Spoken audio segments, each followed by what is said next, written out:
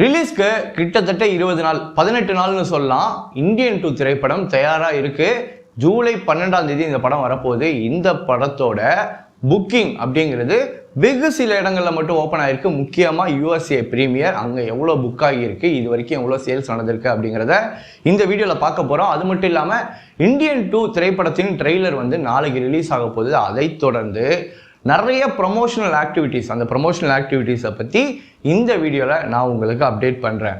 முக்கியமாக இந்த வீடியோ எதில் கான்சன்ட்ரேட் பண்ண போகுது அப்படின்னு பார்த்தீங்கன்னா, இன்னும் 3 நாட்களில் வெளியாக போகிற கல்கி 2898 AD அப்படிங்கிற திரைப்படம் ஒரு பயங்கரமான எதிர்பார்ப்பு, ஒரு பயங்கரமான புக்கிங்கு, சேல்ஸு வெளிநாடுகளில் பட்டே கிளப்பிக்கிட்டு இருக்க. ஆல்ரெடி நம்ம சொன்ன மாதிரி RRR எல்லாம் பீட் பண்ணும் அப்படின்னு எதிர்பார்த்துக்கிட்டு இருக்க இந்த சமயத்தில் அந்த படத்தை நீங்கள் போய் பார்க்கும்போது உங்களுக்கு அந்நியமாக இருக்கக்கூடாது அப்படிங்கிறதுக்காக சில விஷயங்களை அந்த டீம் சொல்லியிருக்காங்க. அந்த படத்தோட கதை அமைப்பு எப்படி இருக்க போகுது, அந்த படத்தோட உலகம் எப்படி இருக்க போகுது, அதில் உலகநாயகன் டாக்டர் கமலஹாசன் அவர்களின் ரோல் என்ன அப்படிங்கிறதெல்லாம் தெளிவாக சொல்லியிருக்காங்க. அதை பற்றிலாம் இந்த வீடியோவில் கம்ப்ளீட்டாக கவர் பண்ண போகிறோம். இது எல்லாத்தையும் தெரிஞ்சுக்கிறதுக்கு இந்த வீடியோவை நீங்கள் கடைசி வரைக்கும் ஸ்கிப் பண்ணாமல் பார்க்க வேண்டியது அவசியம். வணக்கம் and welcome to slam book. நான் காதர் மீரான். வாங்க வீடியோக்குள்ளே போகிறோம். ஓகே, இந்தியன் 2வோட ப்ரீ புக்கிங் ஸ்டேட்டஸ், அது மட்டும் இல்லாமல் நாளைக்கு நடக்க போகிற அந்த ட்ரெய்லர் லான்ச் ஈவெண்ட், அதை தொடர்ந்து நடக்க போகிற ப்ரொமோஷனல் ஆக்டிவிட்டீஸ், இதை பற்றின அப்டேட்ஸ் எல்லாம் நம்ம பார்க்குறதுக்கு முன்னாடி ஃபஸ்ட்டு நம்ம கல்கியோட உலகத்துக்கு உள்ளே போவோம். இது கண்டிப்பாக நீங்கள் முக்கியமாக தெரிஞ்சிக்க வேண்டிய ஒரு விஷயம். ஏன்னா அந்த படத்தை நீங்கள் போய் பார்க்கும்போது பிளாங்காக போய் பார்க்குறத விட இப்படி பார்த்தீங்கன்னா உங்களுக்கு சுவாரஸ்யம் கூடும் அப்படிங்கிறதான். சரி, ஓகே, கல்கியோட உலகத்துக்கு போகிறதுக்கு முன்னாடி அதோட அந்த புக்கிங் ஸ்டேட்டஸை ஃபஸ்ட்டு பார்த்துருவோம். நேற்று நான் அப்டேட் பண்ணபடி ஒரு 26 கோடி, அதாவது $2.1 மில்லியன் அப்டேட் பண்ணியிருந்தேன். இப்போ அது பார்த்தீங்க அப்படின்னா கூடி ஒரு 30 கோடியை கிராஸ் பண்ணி போயிட்டுருக்கு. 2.3 மில்லியன் கிராஸ் பண்ணி போயிட்டுருக்கு. இந்த ப்ரீ புக்கிங், அதாவது யூஎஸ்ஏல நடக்கக்கூடிய ப்ரீமியர் அண்ட் ஃபர்ஸ்ட் டே, இந்த ப்ரீ புக்கிங்கை பொறுத்த வரைக்கும் பிரபாஸோட படம் இந்த படம் 3வது படம் 2 மில்லியனை கிராஸ் பண்ணியிருக்கு. மொத்தம் 2 மில்லியனை கிராஸ் பண்ணதே மொத்தம் 4 படங்கள் தான். அதில் RRR ஒரு படம், பிரபாஸோட படமே பார்த்தீங்கன்னா 3வது படமாக வந்திருக்கு. அந்த அளவுக்கு பிரபாஸ் இன்னைக்கு ஒரு நம்பர் 1 பேன் இண்டியா ஸ்டாராக இருக்காரு. அது மட்டும் இல்லாமல் இந்த படத்தில் நிறைய legends Kamal sir, Amitabh Bachchan sir இந்த மாதிரி இணைகிறதுனால இதோட ப்ரீ புக்கிங் இந்த 3 நாட்களில் இதையும் தாண்டி பெருசாக போகும்னு எதிர்பார்க்கப்படுது. ஓகே, இப்போ நம்ம கல்கியோட உலகத்துக்குள்ளே ட்ராவல் ஆகும். ஓகேவா? ஃபஸ்ட்டு நீங்கள் கல்கியை பற்றி தெரிஞ்சுக்கிறதுக்கு முன்னாடி நீங்கள் நிறைய பார்த்துருப்பீங்க வெளிநாட்டு விஷயங்கள்லாம், மார்வல், டிசி, இந்த சூப்பர் ஹீரோஸ்லாம் பார்த்துருப்பீங்க. இது எல்லாத்துக்கும் அடித்தளம் அமைத்து கொடுத்ததே நம்ம நாடு தான். இந்த இந்திய நாட்டில் நிறைய சூப்பர் ஹீரோஸ் இதுக்கு முன்னாடி பார்த்துருக்கோம். அவங்களை கடவுள்களாகவும் இன்னைக்கு கொண்டாடுறாங்க. ராமர், கிருஷ்ணர் அப்படின்லாம் சொல்லிட்டு இவங்க எல்லாருமே பெரிய பெரிய சூப்பர் ஹீரோஸ். இந்த கல்கி திரைப்படத்தை பொறுத்த வரைக்கும் 4 யுகங்கள் இருக்கு இல்லையா? இப்போ நம்மளோட ஹிந்து மித்தாலஜியில் பார்த்தீங்கன்னா 4 யுகங்கள் இருக்கும். கிருத்த யுகா, திரத்த யுகா, துவாபர யுகா, கலியுகா. இந்த கலியுகத்தில் தான் நம்ம இப்போ வாழ்ந்துகிட்டு இருக்கோம். ஓகேவா? இந்த திரத்த யுகத்தில் ராமர் இருந்திருப்பாரு, துவாபர யுகத்தில் கிருஷ்ணர் வந்தார் அப்படின்லாம் சொல்லிட்டு இருப்பாங்க. இப்போ இந்த கலியுகத்தில் ஒரு ஹீரோ வர வேண்டிய ஒரு கட்டாயம் இருக்கு. இந்த கலியுகம் தான் இப்போ நடக்குதுப்பா, இன்னும் எந்த ஹீரோவும் வரலையே அப்படின்னு நீங்கள் கேட்கலாம். கலியுகங்கிறது ஒவ்வொரு யுகமும் மில்லியன்ஸ் ஆஃப் இயர்ஸ் சேர்ந்தது தான் ஒரு யுகமாக இருக்கும். இப்போ 6 மில்லியன் இயர்ஸ்க்கு முன்னாடி உள்ளதான் ராமர் வாழ்ந்த திருத்திய யுகம் அப்படின்னு சொல்கிறாங்க. இது எல்லாமே மித்தாலஜி தான். ஓகேவா? இதுக்கெல்லாம் ப்ரூஃப் இருக்கா, ஹிஸ்ட்ரி இருக்கான்லாம் நீங்கள் கேட்கக்கூடாது. இது எல்லாமே மித்தாலஜி தான். ஸோ இப்படி ஒரு ஹீரோ வரப்போகிறான் அப்படிங்கிற ஒரு சிச்சுவேஷன் இருக்குது. கல்கியை பொறுத்த வரைக்கும், கல்கி இந்த திரைப்படத்தை பொறுத்த வரைக்கும், கல்கி 2898 AD அப்படிங்கிற இந்த திரைப்படத்தை பொறுத்த வரைக்கும் மொத்தம் 3 உலகங்கள் இருக்குது. இப்போ நம்ம உலகத்திலேயே, நம்மளோட ஒரு உலகத்திலேயே 3 உலகங்கள், 10 உலகங்கள்லாம் இருக்கும். ஒரு பணக்காரனோட உலகம் இருக்கும், ஏழையோட உலகம் இருக்கும், போர் நடக்கிற உலகம் இருக்கும், பஞ்ச பரதேசிகள்லாம் இருக்கிற ஒரு உலகம் இருக்கும். இந்த மாதிரி நிறைய உலகங்கள் இருக்கும். அந்த மாதிரி இந்த கதையில் மொத்தம் 3 உலகங்கள் இருக்குது. அதில் ஒன்று காஷி, இன்னொரு உலகம் காம்ப்ளெக்ஸ், இன்னொன்று சம்பாலா. ஓகேவா? இந்த 3 உலகத்தையும் நான் எக்ஸ்பிளைன் பண்ணுறேன். ஸோ தட் நீங்கள் இந்த படம் போய் பார்க்கும்போது உங்களுக்கு ரிலேட் ஆகும். ஃபஸ்ட்டு காஷியை பார்க்குறதுக்கு முன்னாடி காம்ப்ளெக்ஸ் அப்படிங்கிற உலகத்தை பார்த்துருவோம். ஏன்னா இந்த உலகத்தில் தான் உலகநாயகன் டாக்டர் கமலஹாசன் அவர்கள் இருக்கார். இவர் தான் இந்த உலகத்தோட அதிபதி. இந்த உலகம் எப்படிப்பட்ட உலகம் அப்படின்னு பார்த்தீங்கன்னா, ரொம்ப செல்வ செழிப்பு இதெல்லாம் அதிகமாக இருக்கக்கூடிய உலகம். எங்கே பார்த்தாலும் பச்சை பசேல்னு இருக்கும், பயங்கர சயின்ஸ் அண்ட் டெக்னாலஜி அட்வான்ஸ்மெண்ட் இருக்கும், ஏழைகளே இருக்க மாட்டாங்க, அங்கே இருக்கிறவங்க பூரா ரொம்ப வசதியாக இருப்பாங்க, எல்லா விதமான வசதிகளும் கிடைக்கக்கூடிய ஒரு சொர்க்கம் அப்படின்னே சொல்லலாம். ஒரு இன்வெர்டட் பிரமிட் பார்த்துருப்பீங்க இப்படி இருக்கும். ஒரு இன்வெர்டட் பிரமிட் வந்து இப்படி வச்சிங்கன்னா இப்படி இருக்கும். இந்த இன்வெர்டட் பிரமிட் மாதிரி ஒரு அமைப்பு இருக்கும். இந்த ஏறி மேலே போனீங்க அப்படின்னா அந்த காம்ப்ளெக்ஸ் அப்படிங்கிற உலகம் இருக்கும். அந்த காம்ப்ளெக்ஸுங்கிற உலகத்தில் தான் வந்து ரூல் பண்ணிக்கிட்டு இருக்காரு உலகநாயகன் டாக்டர் கமலஹாசன் அவர்கள், அவரோட கேரக்டர். ஓகேவா? இப்போ கீழே வருவோம், காஷிக்கு வருவோம்.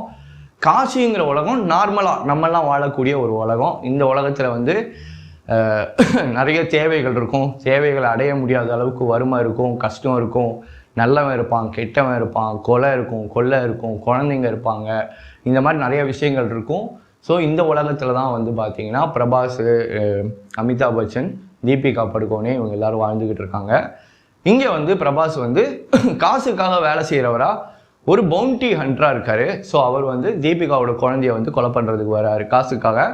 இந்த மாதிரி ஒரு விஷயம் நடந்துக்கிட்டே இருக்கும்போது தான் அவர் உண்மையை உணர்றாங்க. அப்போ தான், அதாவது காஷியை பொறுத்த வரைக்கும் அங்கே வாழ்கிற எல்லா மனுஷங்களோட ஒரு வாழ்க்கை லட்சியம், அவங்களோட ட்ரீமே என்னவா இருக்கும் அப்படின்னு பார்த்தீங்கன்னா, எப்படியாவது நம்ம காம்ப்ளெக்ஸுக்கு போயிடணும். நிறைய பேர் இங்கே இருப்பாங்க, பார்த்துருப்பீங்க. நம்ம தமிழ்நாட்டிலையும் சரி, இந்தியாவிலே நிறைய பேர் இருப்பாங்க. எப்படியாவது யூஎஸ்க்கு போயிடணும், க்ரீன் கார்டு வாங்கிடணும் அப்படின்லாம் பார்த்துட்டு இருப்பாங்க. க்ரீன் கார்டு வாங்கி செட்டில் ஆகிடணும், அங்கே போய் அங்கே இருக்கிற பொண்ணை கல்யாணம் பண்ண பார்ப்பாங்க. இல்லாட்டி ஏதாவது ஒரு வேலையில் வந்து சேர்ந்து பர்மனெண்ட் ஆகி ரெசிடென்ட் ஹோல்டராக மாதிரி க்ரீன் கார்டு வாங்கணும்னு பார்ப்பாங்க. அந்த மாதிரி வந்து இந்த காஷியில் இருக்கிறவங்களோட கனவு எல்லாமே என்னவாக இருக்கும் அப்படின்னு பார்த்தீங்கன்னா, எப்போவுமே வந்து அங்கே போய் காம்ப்ளெக்ஸில் போய் செட்டில் ஆகிடணும் அப்படிங்கிற மாதிரி இருக்கும். ஆனால் அங்கே காம்ப்ளெக்ஸில் அதிபதியாக இருக்கக்கூடியவர் வந்து நம்ம உலகநாயகன் டாக்டர் கமலஹாசன் அவர்கள். அவர் தான் அந்த படத்தோட வில்லன். ஸோ அவர் வந்து ரெஸ்ட்ரிக்ட் பண்ணுவார், நிறைய பேர் அங்கேருந்து வர முடியாத அளவுக்கு ரெஸ்ட்ரிக்ட் பண்ணுவார். பல போராட்டங்களை தாண்டி உயிரை பணைய வச்சு தான் அங்கே போகிற மாதிரி ஒரு சுச்சுவேஷன் இருக்கும். ஸோ அங்கே போகிறதுக்கு இவங்க எல்லோரும் முயற்சி பண்ணுறாங்க. இதுதான் கதை. இன்னொரு பக்கம் இந்த சம்பாலா அப்படிங்கிறத பற்றி சொல்லியிருந்தேன். சம்பாலா அப்படிங்கிறது பார்த்தீங்க அப்படின்னா அங்கே வந்து ரொம்ப ஏழைகள், அடிமைகள், இந்த மாதிரி ஆட்கள்லாம் இருக்கக்கூடிய ஒரு இடம். காசியில் இருக்கிற அளவுக்கு கூட அங்கே வந்து எந்த வசதியுமே இருக்காது. அங்கே வந்து ரொம்ப ஒரு புல் பூண்டு கூட முளைக்காது, தண்ணிக்கு கஷ்டப்படணும், அந்த மாதிரி நிறைய வந்து பிரச்சனைகள் இருக்கும். இந்த 3 உலகங்களுக்கும் நடக்கக்கூடிய போர் எப்படி இருக்கும் அப்படின்னு பார்த்தீங்கன்னா, ஃப்யூச்சரில், அதாவது இதுக்கு முன்னாடி இந்த திருத்தியுகம் அங்கெல்லாம் சொன்னல, அப்போல்லாம் வில்லு, அம்பு அதெல்லாம் வச்சு சண்டை போட்டாங்க. இப்போ இருக்கிறதுல வந்து கன்னு, இந்த மாதிரி விஷயம்லாம் வரும். ஸோ இதுக்கு ஃப்யூச்சரில் போகும்போது லேசர், இந்த மாதிரி விஷயங்கள்லாம் வச்சு போர்கள்லாம் நடக்கும். இதை வந்து சூப்பராக டிஃபைன் பண்ணியிருக்காங்க.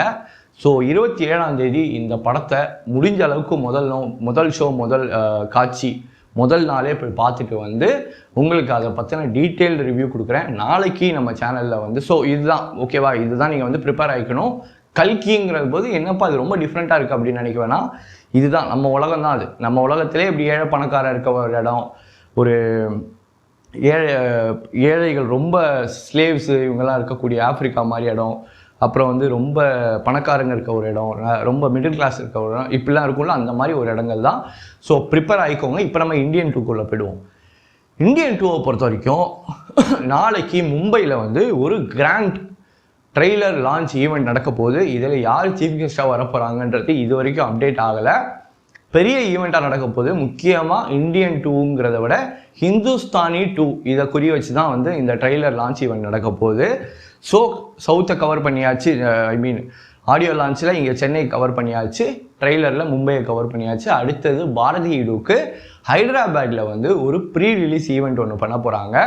அந்த ஈவெண்ட் இதை விட, இந்த 2த்தை விட ரொம்ப பிரம்மாண்டமாக இருக்கும் அப்படின்னு சொல்கிறாங்க. ஸோ பாரதி இடு இந்த 3த்துக்குமே கவர் பண்ணியாச்சு. இதை தவிர வேர்ல்டு டூர் போக போகிறாங்க சங்கர் சாரும் கமல் சாரும். அதுக்கான ஈவெண்ட் வேர்ல்டு டூர்னால் வந்து மற்ற நாடுகள், அதாவது மலேசியா, சிங்கப்பூர், கொலம்போ, துபாய், இந்த மாதிரி நிறைய இடங்களுக்கு வந்து போவாங்க. அதை தவிர சில மற்ற இடங்களுக்கும் Australia, America, USA, Los Angeles அங்கெல்லாம் போகிறதுக்கு உண்டான பிளான்ஸ் எல்லாமே இருக்குங்கிறத நம்மளுக்கு வந்து வர்ற நியூஸாக இருக்குது. இந்தியன் 2 திரைப்படத்தை பொறுத்த வரைக்கும் இந்த படம் வந்து ரொம்ப வெகு சில இடங்களில் மட்டும்தான் அந்த புக்கிங் வந்து ஓப்பன் ஆகிருக்கு.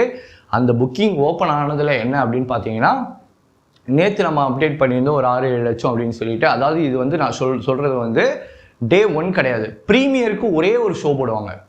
அந்த ஒரே ஒரு ஷோவுக்கு தான் கிட்டத்தட்ட 10 லட்சம் 11 லட்சத்துக்கு மேலே வந்து யூஎஸ்ஏல மட்டும் ப்ரீமியர் போடுறதே வெகு சில இடத்துல தான் போடுவாங்க, புக் ஆகியிருக்கு. இதை பற்றின கம்ப்ளீட் டீட்டெயில்ஸ் ஒன்றும் கிடைக்கல. அது வந்தோடனே எல்லாத்தையும் நம்ம அப்டேட் பண்ணுவோம். அது மட்டும் இல்லாமல் நான் ஆல்ரெடி சொல்லியிருந்த மாதிரி இந்த சேனல் வந்து கொடுக்குறோமா இல்லையா அப்படிங்கிற ஒரு நிலைமையில் இருக்குது. ஸோ மறக்காமல் கீழே இருக்கிற ஸ்லாம் புக் ஸ்கை அப்படிங்கிற சேனலையும் அப்டேட் பண்ணிக்கோங்க. நாளைக்கு ட்ரெய்லர் வந்ததுக்கப்புறம் அந்த ட்ரெய்லரை டீகோட் பண்ணி இல்லை அதுக்கு முன்னாடியே கூட ஒரு வீடியோ வந்து அப்லோட் பண்ண ட்ரை பண்ணுறேன். ஸோ இது மாதிரி வரப்போகிற நாட்களில் கல்கி, இந்தியன் 2 இதை வச்சு நிறைய வீடியோக்கள் வந்து தொடர்ந்து அப்டேட்ஸ் வந்து வந்துக்கிட்டே இருக்க போகுது. ஸோ மறக்காமல் இந்த ஸ்லாம் புக் தமிழ் சேனலை வந்து சப்ஸ்கிரைப் பண்ணி பக்கத்தில் பெல் ஐக்கான் ப்ரெஸ் பண்ணி வச்சுக்கோங்க. இந்த வீடியோ உங்களுக்கு பிடிச்சிருந்தா லைக் பண்ணுங்கள், கமெண்ட் பண்ணுங்கள், ஷேர் பண்ணுங்கள். மறக்காமல் ஸ்லாம் புக் தமிழ் சேனலை சப்ஸ்கிரைப் பண்ணி பக்கத்தில் இருக்க பெல் ஐக்கான் ப்ரெஸ் பண்ணுங்கள். இதே மாதிரி ஒரு வீடியோவில் மீண்டும் உங்களை சந்திக்கிறேன். அதுவரை உங்களிடமிருந்து விடைபெறுவது உங்கள் காதல் மீரான். வணக்கம்.